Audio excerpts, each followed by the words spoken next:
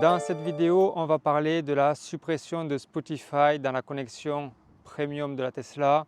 Donc on va reprendre un peu les bases, qu'est-ce que c'était la connexion premium et surtout est-ce que j'ai trouvé moi une alternative à Spotify et puis on va parler voilà, de 2-3 trucs. On a tous reçu un mail comme quoi Spotify Premium allait être supprimé quand on paye la connexion premium de la Tesla à 9 € par mois. Moi personnellement, je m'en servais tout le temps. C'est vraiment pour ça d'ailleurs que je payais la connexion premium de la Tesla. Alors pour ça et pour avoir les caméras. Je vous mettrai la liste de tout ce qui comprend la connexion. Mais c'est vrai que ça fait chier parce que ça faisait partie entre guillemets du pack que moi j'avais acheté parce que moi je l'achète à l'année. Donc c'est 100 balles à l'année. Et du coup, si j'avais su qu'ils allaient le supprimer, ben, je ne l'aurais pas payé à l'année.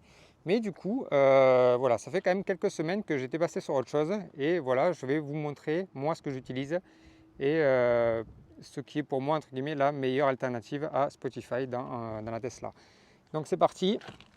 Voilà, donc pour ceux qui n'ont pas de Tesla, en fait, tout simplement, on avait Spotify qui était compris voilà, quand on payait les 9 € par mois. Il y avait ça, il y avait la navigation en temps réel qui se trouve ici. Et on avait la carte aussi comme ça. Et puis on avait accès aux caméras via l'application quand la voiture était garée par exemple. Plus aussi la possibilité de regarder Netflix et les services vidéo via la connexion cellulaire. Là, on peut toujours le faire si on partage le Wi-Fi via le téléphone. Enfin le réseau via le téléphone, mais c'est vrai que c'est pratique. Donc moi, Spotify, effectivement, ça fait chier parce que j'avais payé à l'année pour l'avoir. Donc là, ils disent de le mettre à jour, sinon je ne pourrais plus l'utiliser dans 56 jours.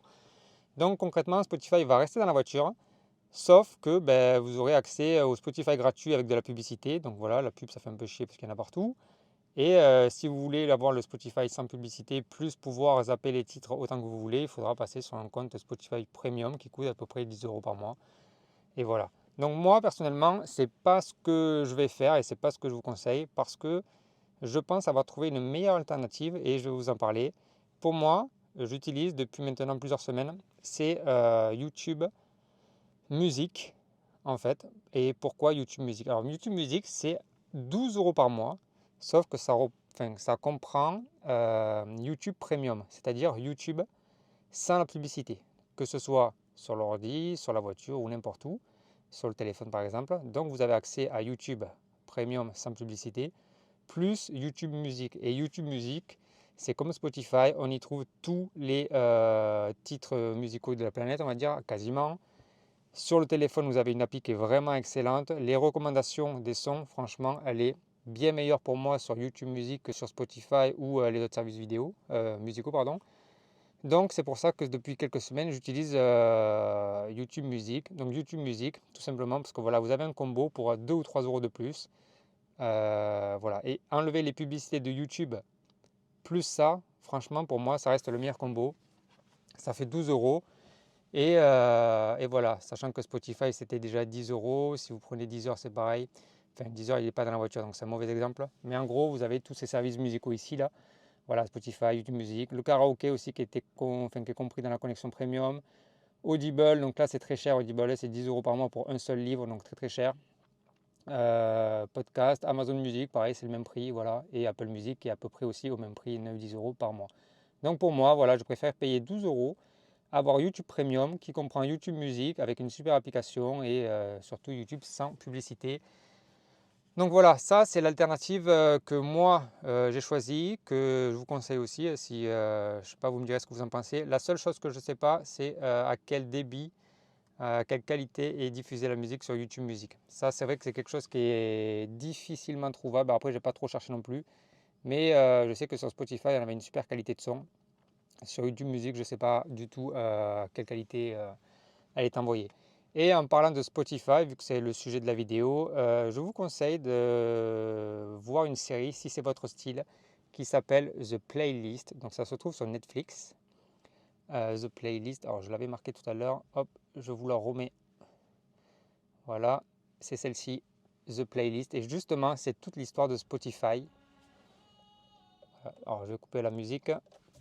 Voilà, justement, c'est toute l'histoire de Spotify, de sa création à aujourd'hui en fait. Et voilà, moi j'adore ce genre de série. Ça me fait penser à des séries comme We Crash Head ou des séries un peu quand ils démarrent des startups, des choses comme ça. Moi j'adore ce genre de trucs. Et celle-ci est vraiment très très bien si vous aimez vraiment l'histoire de comment ça a commencé, le piratage de la musique avec Spotify et tout ça. C'est vraiment génial. Donc voilà, ça c'était le sujet de la vidéo. Moi perso, je vous conseille enfin je vous conseille, faites ce que vous voulez, mais pour moi, le YouTube Premium, voilà, 12 € par mois, vous avez YouTube sans pub, vous avez accès à YouTube Music, franchement, il y a toutes les musiques que vous souhaitez. L'application elle est bien, les recommandations elles sont bien pour créer des playlists et tout ça. Franchement, je trouve ça super efficace, mieux d'ailleurs que sur Spotify ou Apple Music. Et puis voilà. Donc c'était juste une petite vidéo pour vous faire voilà, une petite mise au point sur la suppression de Spotify dans les voitures. Après, on ne sait pas si c'est supprimé temporairement ou définitivement. Sachant qu'ils le font au mois de décembre. Et au mois de décembre, qu'est-ce qu'on a? On a la mise à jour de Tesla, de Noël. Et en général, les mises à jour de Noël sont vraiment très fournies chez Tesla. Donc à voir, on aura peut-être une surprise, peut-être pas. Dans une semaine, on a aussi une nouvelle conférence Tesla qui arrive le 10 octobre. Ils vont présenter le projet, voilà, les robots taxis, tout ça. Et puis voilà, il y a pas mal d'actualités qui vont arriver en fin d'année. Voilà, c'est tout ce que j'avais à dire dans cette vidéo. Moi, je vous dis à très vite pour une prochaine vidéo. Là, demain, il faut que je fasse un test de produit. Et puis voilà. Allez, je vous dis à plus. Ciao, à la prochaine.